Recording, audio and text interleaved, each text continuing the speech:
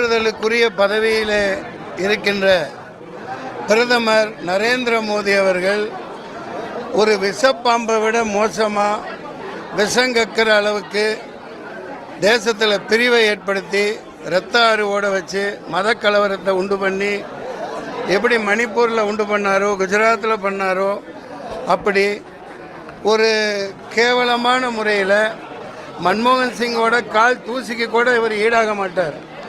மன்மோகன் சிங் மிகப்பெரிய ஒரு பொருளாதார வல்லுனர், ஃபைனான்சியல் நிபுணர்.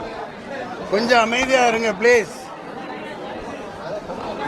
அவர் பேசினது ஒட்டுமொத்தமாக இந்த மாதிரி தாழ்த்தப்பட்டவர்கள், ஓபிசி, பெண்கள், இஸ்லாமியர்களில் ரொம்ப ரொம்ப பின்தங்கிய வகுப்பில் இருக்கவங்க, வேலை வாய்ப்பு இல்லாமல் இருக்காங்க, அவங்களுக்கெல்லாம் அந்த மாதிரி பிரித்து கொடுக்கப்படும்ன மாதிரி ஒரு பொதுவான கருத்தை கருணை அடிப்படையில் பேசினதை 2006 பேசினதை திருச்சி ராஜஸ்தானில் உள்ள சாதாரண அதாவது எளிமையான மக்கள் அவங்க என்ன சொன்னாலும் நம்புவாங்க.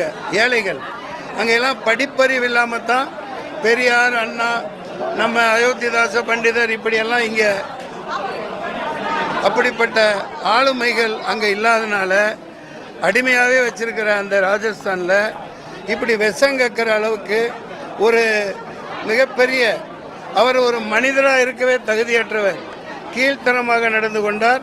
தேர்தல் ஆணையம் ஆண்மை உள்ளதாக இருந்தா, பொறுப்பு உள்ளதாக இருந்தா, வெக்கம், மான, சூடு சொரணை இருந்தா, பதவியில் அவங்களுக்கு ஒரு ஒட்டு உணர்வுன்னு இருந்தா உடனடியாக இந்த பாரத பிரதமர் நரேந்திர மோடியை பிரிவு செக்ஷன் 123(3)A இந்திய தண்டனை சட்டம் 153A, 154B, 298, 504 மற்றும் இந்திய தண்டனை சட்டம் 505 படி அவரை கைது செய்து TR ஜெயிலில் உடனடியாக அடைக்கணும்.